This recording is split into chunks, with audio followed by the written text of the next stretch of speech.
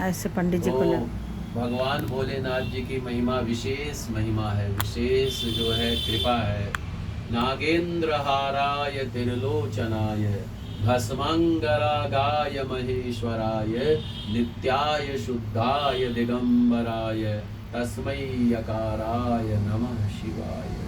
शिवाय गौरी वदनाब्ज वृंद सूर्याय दक्षाध्वरनासिकाय श्रीनीलकंठाय वृषभध्वजाय तस्मै शिकाराय नमः शिवाय। देखिए, हम लोगों को जिसको स्तुति नहीं आती है, संस्कृत नहीं आता है, लेकिन अपने भाव के द्वारा भगवान का पूजन करें, अपने विश्वास के द्वारा भगवान का पूजन करें।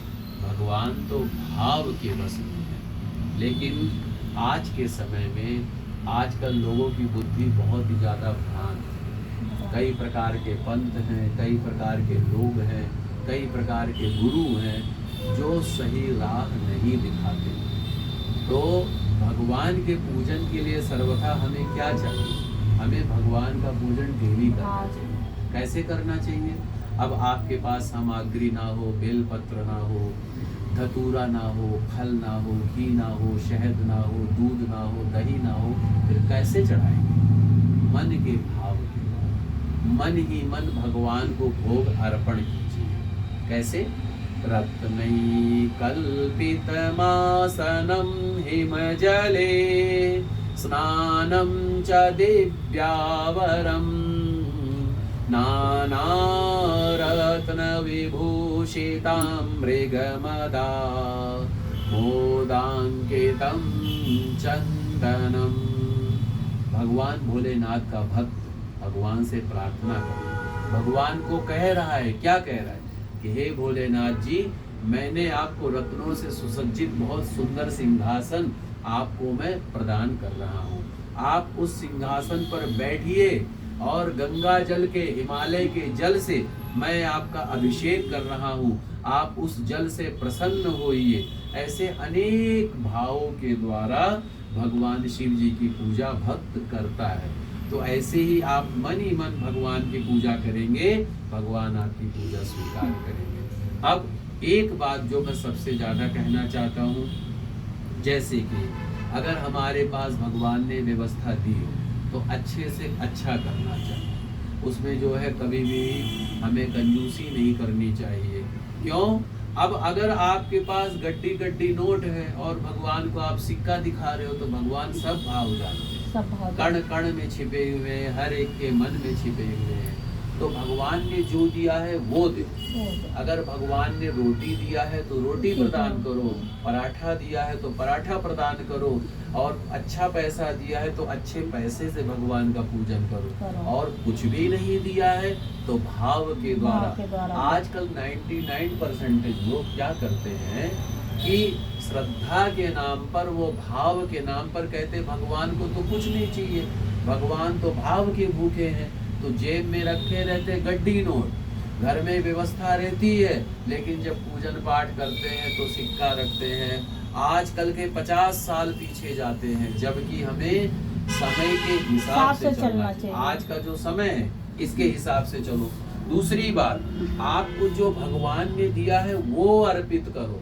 लोग क्या करते हैं कि जो भगवान ने दिया उसको छिपा के रखते हैं, और ऊपर कम से कम सत्यनारायण भगवान की कथा में यही आया, जब भगवान विष्णु जिस सन्यासी का रूप धर के गए हैं और वैश्य से कहते हैं तुम्हारी नाव में क्या है, तो वैश्य कहता है मेरी नाव में बेल और पत्ते हैं, है ना। तो वैसे ही हम लोग करते हैं भगवान का।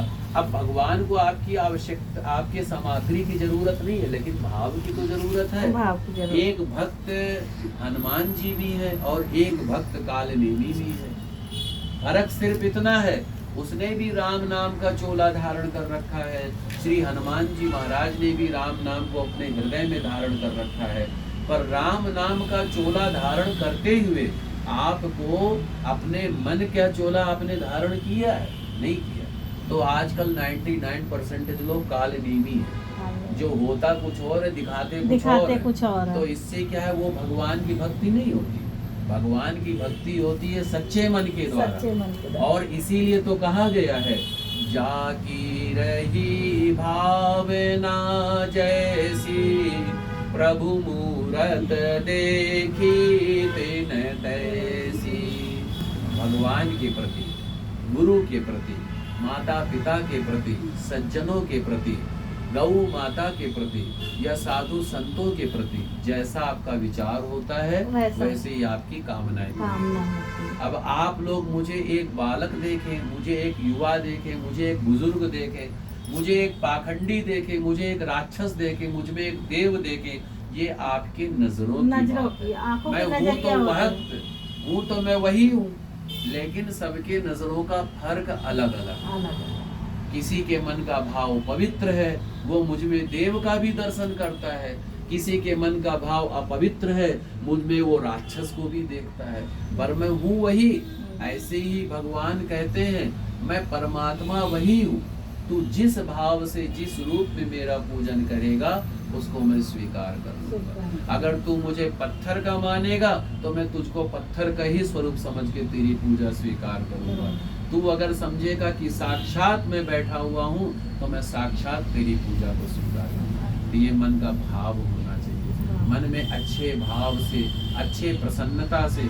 और ये जरूरी नहीं है कि जब कोई कार्य जरूरी पड़े तभी, भगवान का पूजन तो कभी भी किया जा सकता है।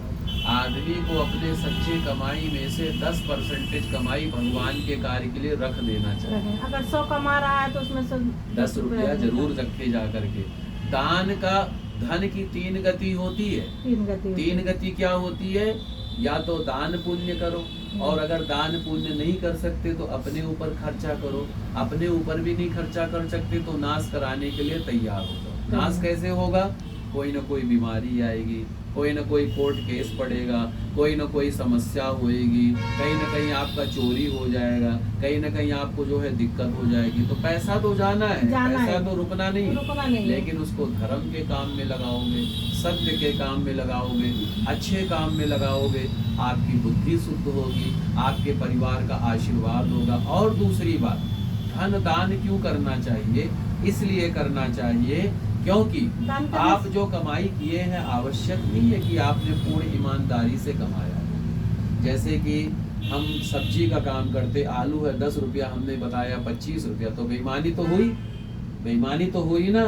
एक ज्वेलरी है जो एक वो अंगूठी बेचते हैं, होता कुछ और, ऐसे हर तबके का, हर समाज का, डॉक्टर है, वकील है, पुलिस है, सारा समाज है, सारा वर्ग है, तो हर कोई कहीं ना कहीं थोड़ा मोड़ा इधर उधर करता है। अब जो इधर उधर करता है तो उसका जो पाप है वो हमें ही भोगना पड़ता है, तो दूसरा कोई नहीं भोगता।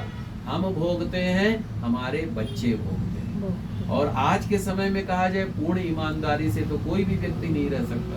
तो अपने धन की शुद्धता के लिए व्यक्ति को दान करना चाहिए। अपने धन की शुद्धता के लिए व्यक्ति को, क्योंकि वो आपका डिवाइड हो गया।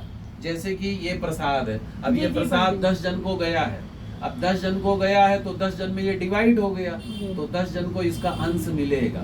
ऐसे ही धन का है, तो इसीलिए पवित्र कामों में लगाओ, धर्म के कामों में लगाओ, और जो है अच्छे तरीके से, अच्छे भाव से, और पूजन करते हुए सिर्फ और सिर्फ भाव अच्छा रखो। सामग्री कम हो ज्यादा हो कोई फर्क नहीं पड़ता, भाव आपका अच्छा है। भगवान भोलेनाथ जी आपकी पूजा को स्वीकार कर लेते हैं, भगवान भोलेनाथ जी आपकी पूजा को अंगीकार कर लेते हैं, भगवान भोलेनाथ जी आपको अपना असीम आशीर्वाद प्रदान करते हैं। और जैसी सामग्री हम चढ़ाते हैं, जैसा धन खर्च करते हैं, वैसा ही भोलेनाथ जी हमें कृपा भक्ति, आवश्यकता कुछ नहीं है, पर भाव देखते हैं कि तेरा भाव कैसा है।